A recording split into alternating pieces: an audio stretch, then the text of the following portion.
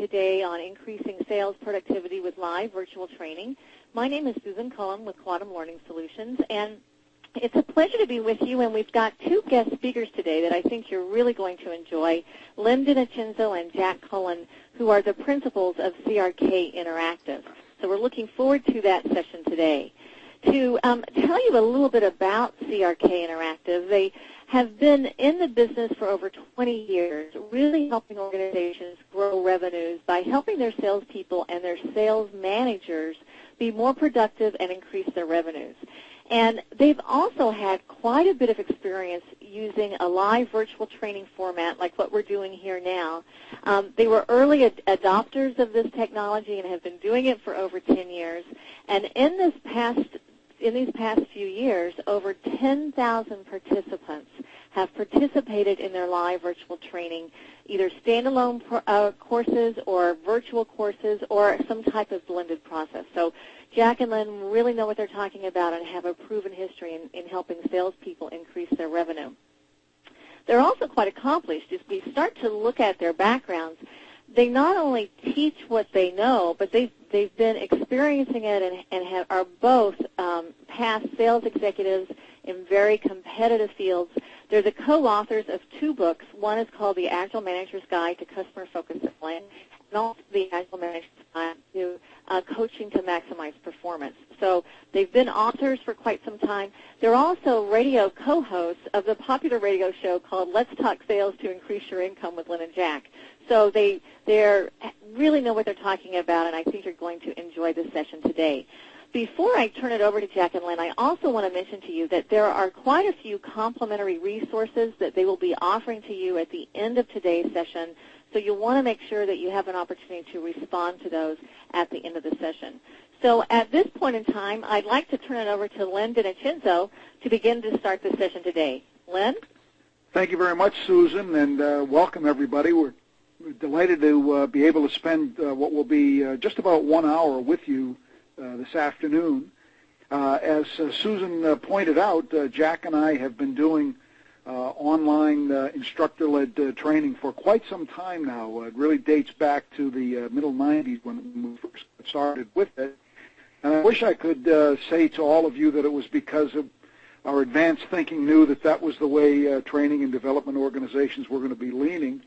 But as it turns out, as with most of these things, one of our clients said, hey, can you do some online training for us, instructor-led? And we said, well, we'll give it a try. And in doing so, we really learned a number of things along the way, and we're delighted to share some of those experiences with you, the good as well as the bad, on some of the lessons learned that we've had. And one of the things that Jack and I have prided ourselves with for quite some time is that our programs always take a customer-focused sales type of an approach as opposed to being product-focused. So our training has been skills-based.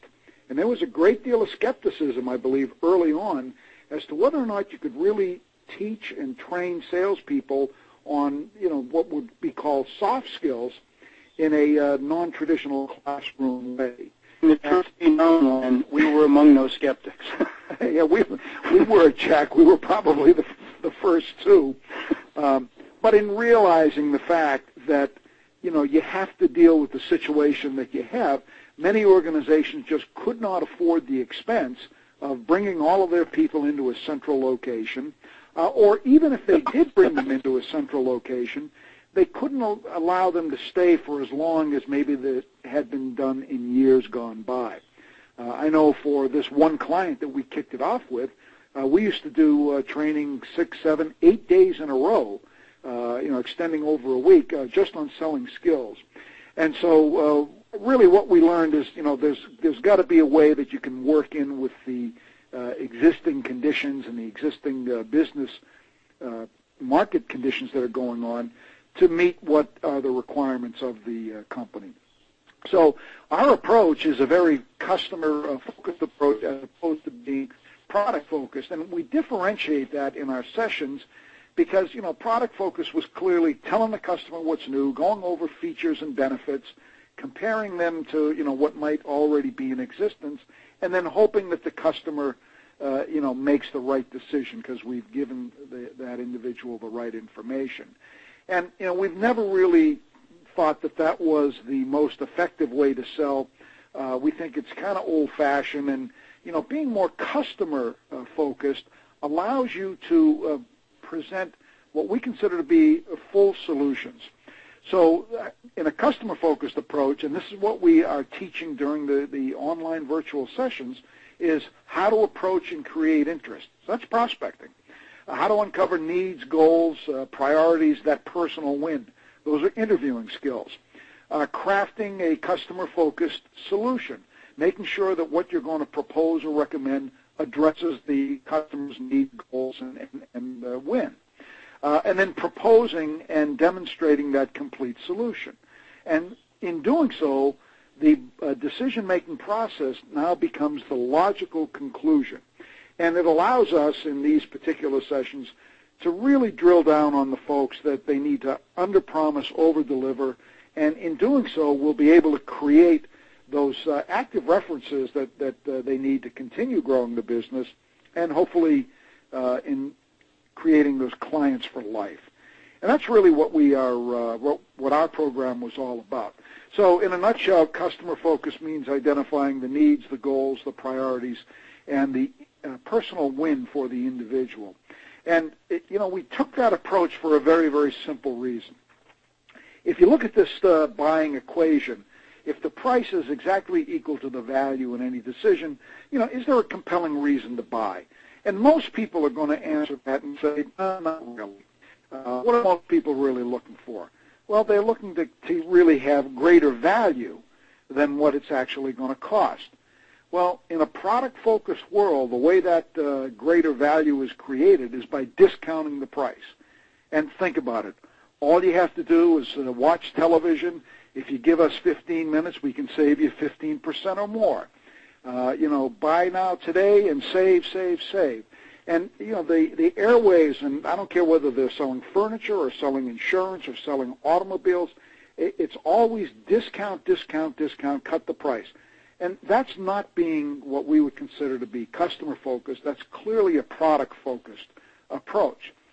So with a customer-focused, and, our big concern, as Jack mentioned early on, could you really teach this in a virtual format? And the answer is, yeah, you can.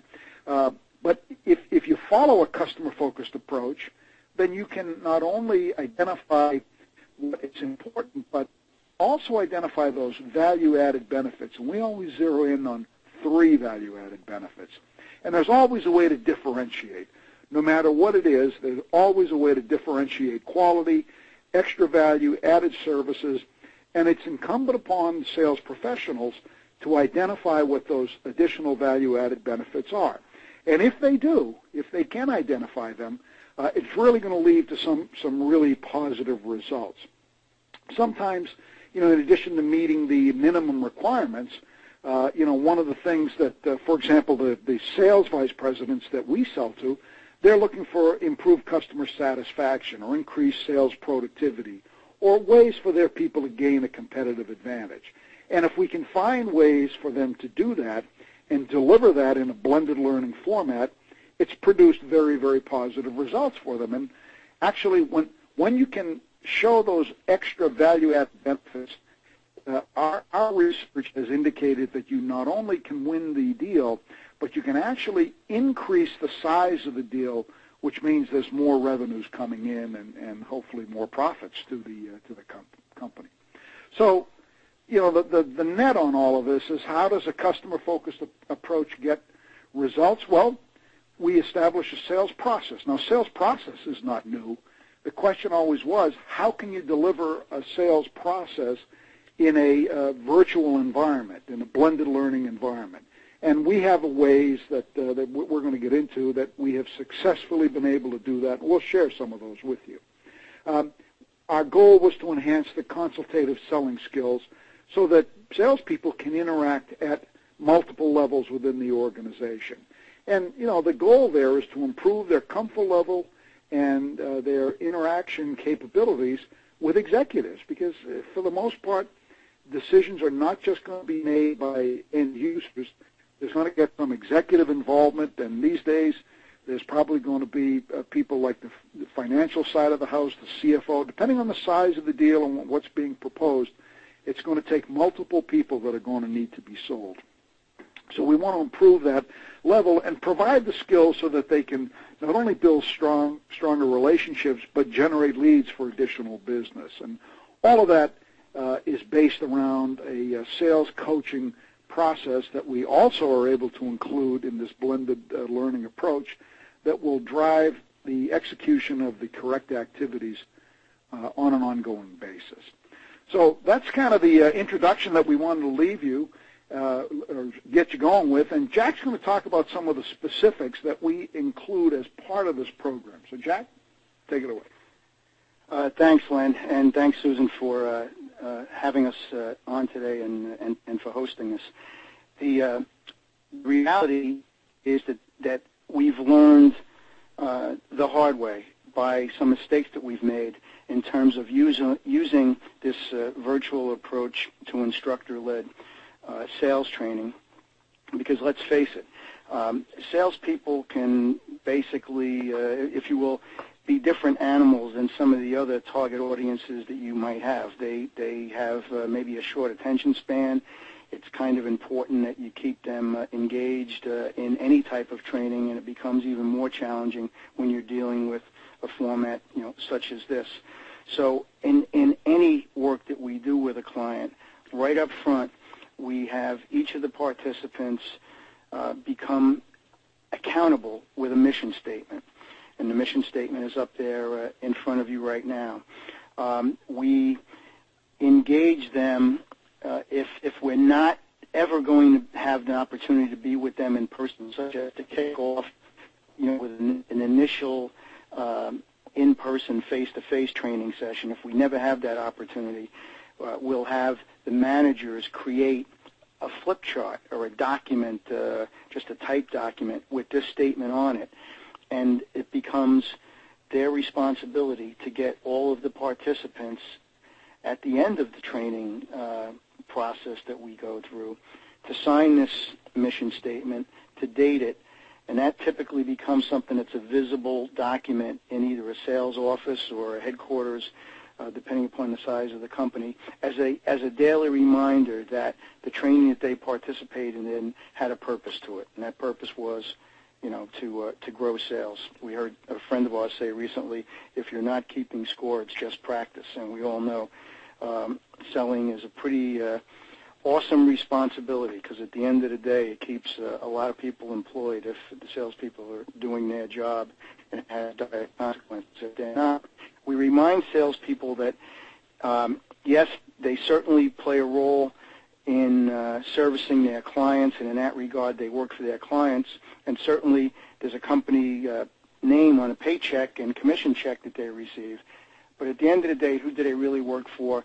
They work for themselves, and we encourage them to think of themselves as an entity, Me Inc., with certain assets that they bring to the table. And if you kind of get a sense that we're trying to build in to the very front end of the virtual training that we do, a sense of accountability and responsibility, you're absolutely correct, because that is one of the keys. And we talked about each one of these 8 assets that they bring to the table in great length, with the idea that during the training that we do with them, we're going to give them insight as to how to utilize each one of these 8 assets just a little bit more to help get them a return on their investment and to help do a better job of servicing and helping their clients, which is going to grow revenue. And looking at how most people make a decision to buy, even in these difficult economic times, and we think that this is true of people that are buying on behalf of a corporation or on behalf of their own family. We think they buy in a very specific order, and we think that emotions almost always enter into it.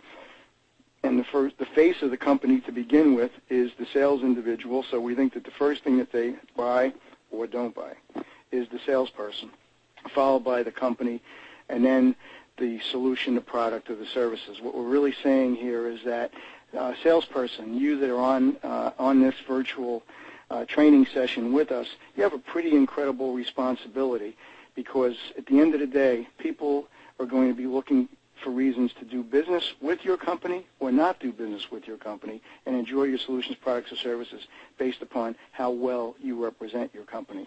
Got to be engaged in this training. Sales is a profession, and you really need to act like a professional, and any professional practices their trade. And this is what training is all about, be it a virtual format such as this or blended learning or traditional classroom. So at the end of the day, sales professionals can make the difference in each and every sale. Any selling opportunity, any competitive selling situation always has some level of differentiation, and it's usually the individuals that are involved, period, end of case. So again, we want to keep them engaged and keep them with a sense of accountability. And doing some of that front-end stuff will serve you well if you're doing your own sales training within your organizations. Moving along. Some of the benefits of virtual training to salespeople really are, in many ways, a lot more significant to them selfishly than it might be to some other people in other parts of an organization. No travel necessary. It's very, very convenient. All they need is internet access and, if necessary, telephone access, unless they're using voice over IP, in which case they don't need that.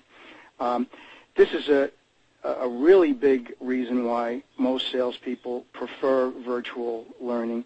It really allows them to stay in the field doing what they need to do, and that's selling. It doesn't take them away from the field because of the fact that it's usually delivered in 60 to 90-minute sessions. If you go longer than 90 minutes, you'll lose any audience, especially salespeople.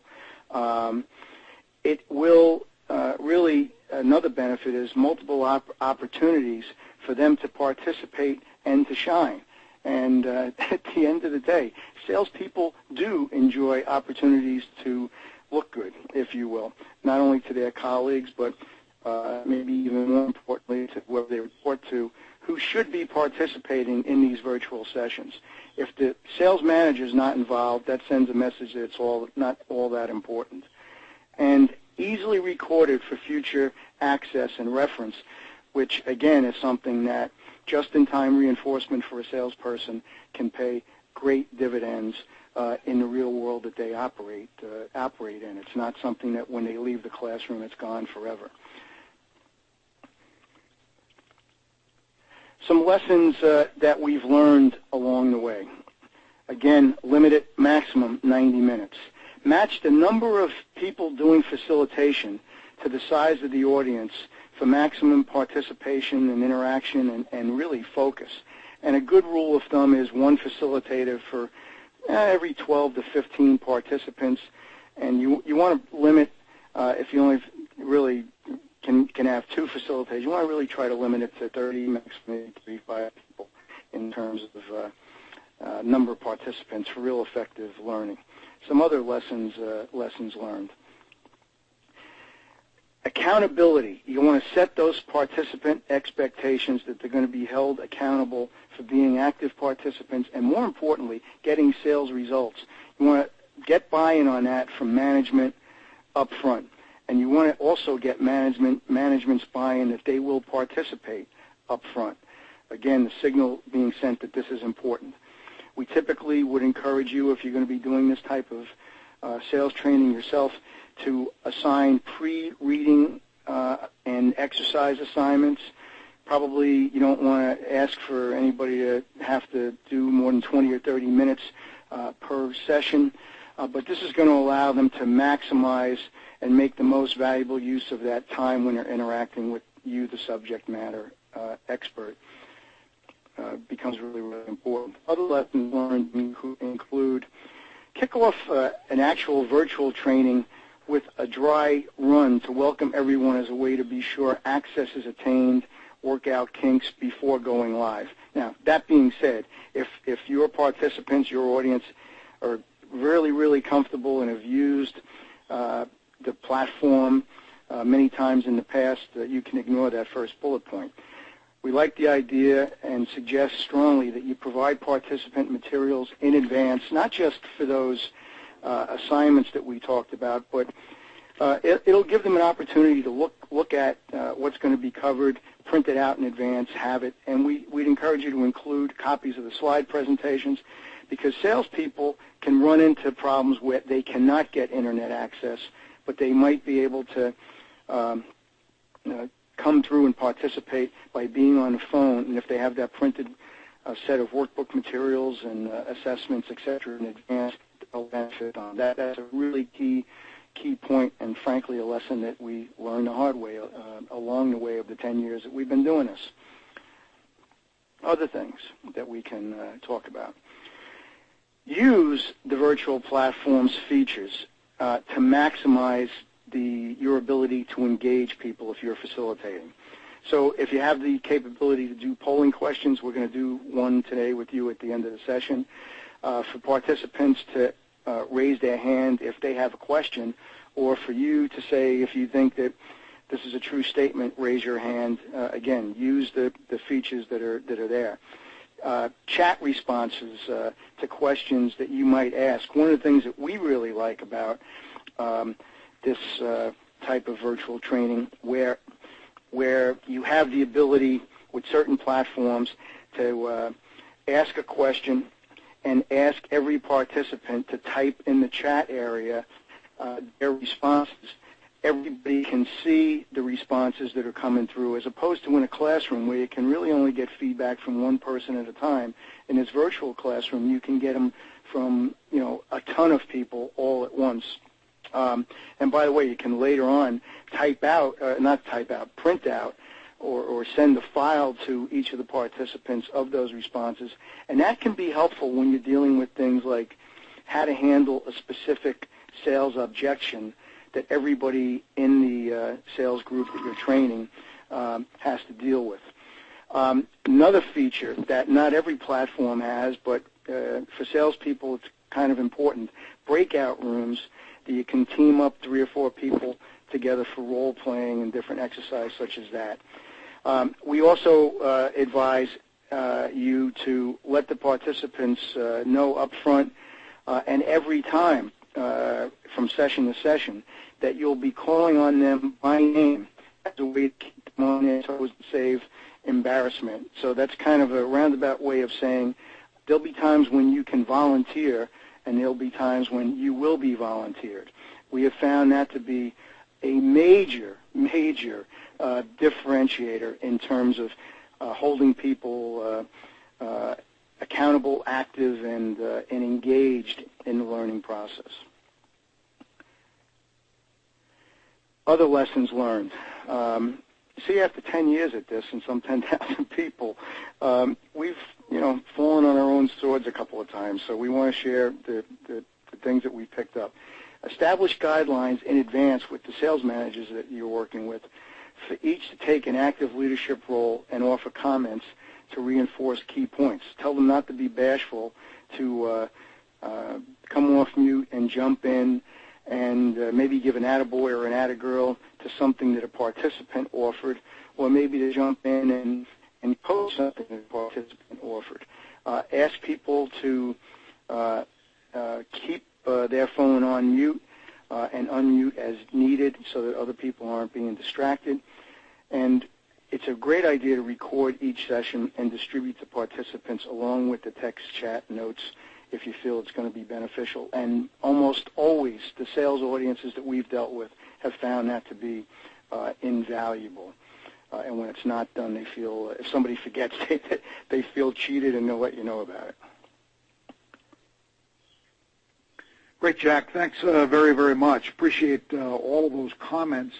I would like to just reinforce one of the points that Jack just made. Please. And that is the management involvement. I think any of you that are involved with learning and development that are on this particular call, you know the importance of having executive involvement for any of the training initiatives that are ongoing. It's the same is true with any sort of sales training and development, whether it's classroom or virtual classroom. And if you get the management involvement early on in a program, people know that someone's keeping score. And as Jack said, we always try to establish some goals and some guidelines from the executive leadership to include as part of the program. And in doing so, we actually, have been able to get some pretty fantastic results over the years. We've got long-standing relationships with our clients. And some of the thoughts that we wanted to share with you this afternoon, we really think blended learning, first of all, we don't think it's anything that's brand new. Anybody that's ever assigned a pre-reading assignment for a traditional classroom, you've been involved with blended learning. But the way that it is applied in, a sales type of an environment for training is, as Jack mentioned, give them something to do beforehand that gets them thinking about the subject that's going to be coming up. Go through the program with everyone. Have them as engaged as you possibly can, and there are some advantages actually with the technology for getting everybody to respond as opposed to just a few, as Jack pointed out. And then follow that virtual training up with something else afterwards. A reading assignment after the fact, an online reinforcement course is one of the tools that we use all the time, and then even follow up telephone calls after the fact to monitor the progress and to share best practices. And we found that will actually not only reinforce the training and extend the actual effectiveness of the training, but it drives specific business results. And that's what the executives wanted in the first place. So a lot of good things really fall out of it. And some of the things, other things we have also included in our most successful programs, we always spend time in the field with salespeople and their management team to see them in action and to get useful information that we customize and fine-tune the course for. The worst thing you can possibly do is to be irrelevant to salespeople in particular, because they'll tune you out in the very first hour, the very first session.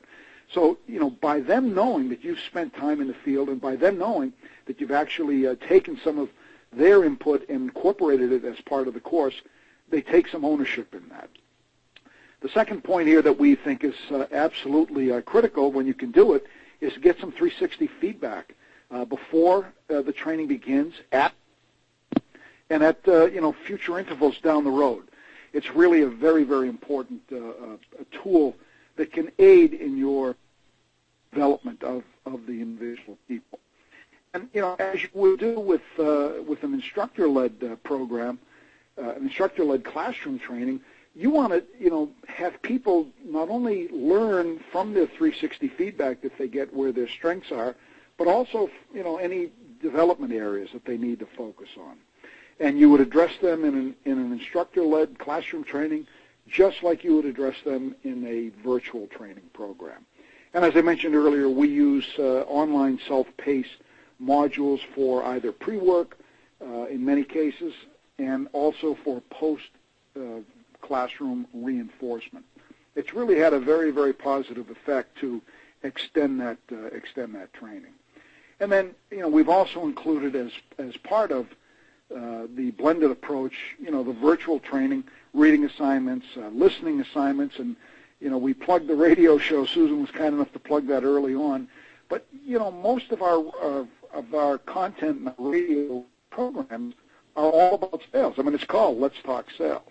So those are available for people to download, and they can record on an iPod or, MP3 player that they might have.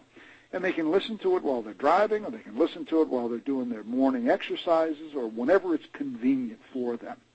And then the last element that we also recommend be included in any blended learning approach is some hands-on sales coaching by the sales manager after they understand that there's a process to sales coaching, just like there's a process to professional selling. And I think when you put all of those elements together, you really can create a very, very effective blended learning program. Jack, you want to take it home?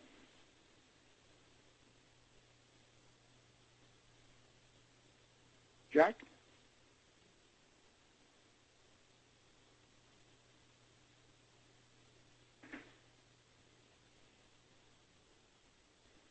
Well, I don't know, Jack. I think we've fallen off the line here or something.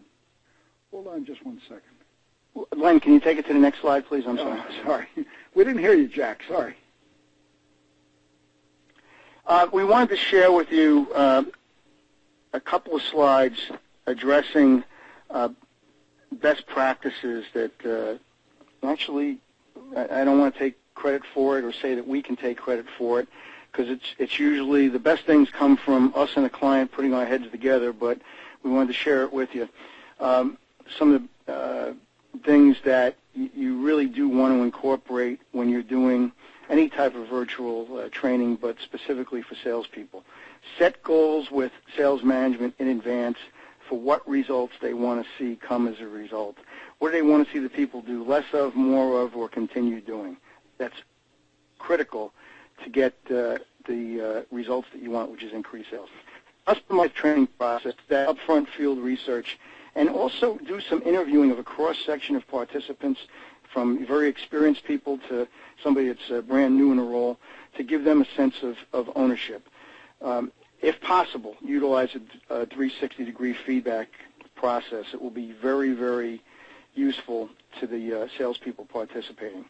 Have a mission statement for the sales training investment that participants not only sign, but that they commit to and are reminded early and often of by their management, and keep that mission statement visible in lots of creative ways that you might be able to come up with. Keep their eye on the ball, in other words. Other elements of this best practice case study, and this is true of probably a dozen clients that have followed this specific model in lockstep with us, and they were really pleased with the results. Good idea to assign preliminary work as for instructor training in the form of online self-assessments, such as DISC behavioral style profiles, and also assign maybe some elements of self-paced modules to get everybody grounded when they come in front of the instructor. Ideally, and this is not always possible, we recognize that, but in the ideal world, try to have one day of instructor-led classroom training, if it's feasible, and then reconvene again at the end of the training process as well, however many weeks or months later that might be, with the virtual training going on in between. Also really important, communicate information and instructions to participants through the sales management team. It's going to be a lot more meaningful coming from them than it would be from you or us. And if it's us providing it, we might get caught in a spam filter or give people an excuse to say, "Oh, I didn't see that assignment." If it's coming from the manager, they can't be saying, "I didn't see that assignment." Common sense stuff that we just have picked up in working with clients. Other things. All virtual sessions should be recorded and the chat notes made available for distribution in a file. Space the live virtual sessions so that they don't exceed any longer than 30 days maximum in between sessions. You want to keep momentum going. In between those sessions, that should be focused on new content. Ideally, schedule an hour virtual coaching session featuring success stories from the people that you've trained, and they can talk about what they used that's working effectively. This is huge for salespeople, because if I'm listening to you as a trainer, telling me something about what I think I should be doing to be more effective, that's nice. If I'm listening to one of my colleagues who actually took what you told them and put it to use, and it helped them to be more effective in any aspect of the sales cycle, I might just be prone to use it myself if I was thinking about not being engaged and remaining on the sidelines. And lastly, include sales management training, critical, as part of the process, specifically sales coaching and developing your people. Those two elements for sales managers will get the company at the very highest executive levels the type of results that they want. And if they're not engaged and disciples of the training process, meaning the sales managers, the results will not nearly be as good as they could otherwise be. Not even close. Next slide. Some of the things that Susan alluded to earlier that we wanted to make available to you, just about all these with the exception of one with our compliments, we'd be glad to share with you sampling of our free course catalog for review so that you get a feel for what types of sales programs we ourselves can offer. We also wanted to provide you with a complimentary preview of one of our online self-paced courses. It's about an hour long, called Customer Focused Sales Interviews, and you can bookmark it and come back to it later if you need to get taken away. We also can make available to you information on our sales and sales coaching book at your request. And we also would like to provide you complimentary access to our on-demand for our Let's Talk Sales Internet radio show that we do. There's a library of close to 20 programs that we've done. And we typically have Len and I interviewing a guest. We've had guests from VPs of sales of some of the clients that we've worked with to one of the leading area field leaders for State Farm Insurance, and recently we actually had on a guy named Lou Holtz, who you might know as a motivational speaker or a football coach or analyst for ESPN, and he did a great job for us. All those things we can make available to you. And likewise, if you were interested in learning more about using virtual classroom approaches for sales organizations or our customer-focused sales model, whatever, we'd love to do a 1-hour advisory phone consultation with you at no charge. And again, there's our email address at the bottom of the slide. And we'd like to bring up a polling question, and you can select as many of these as you would like to get information on us for. You're not limited to one, so just check any of those 5 boxes, and we'll get back to you with the information that you're requesting and set you up with our compliments for any of the things that you might, in fact, be interested in. So just click any or all of those, and we'll get your responses. And for Len and I, I'd like to thank you for your time. Susan, I think you might have some parting comments here. Great. Thank you so much, Jack and Len. And again, for those of you that are still waiting to give us your thoughts on these, there's a lot of excellent information here. The Let's Talk Sales radio show library is actually a training session also that Jack and Len did on a variety of topics. So there's a lot of excellent information there that I think you might be able to benefit from. And again, we thank you for giving us your thoughts today. I would just like to also thank Jack and Len for the excellent information you provided. You really are experts in this area. You know what you're talking about, and you have some great resources to share. So thank you for being our guest today. You'll see on the screen phone numbers to reach Jack and Len, and also their website address. There are some excellent additional resources on their website. So thank you very much. If you have any additional questions, please feel free to send those over to us before we log off. Other than that, I'd just like to say thank you, everyone. Thank you, Jack. Thank you, Len.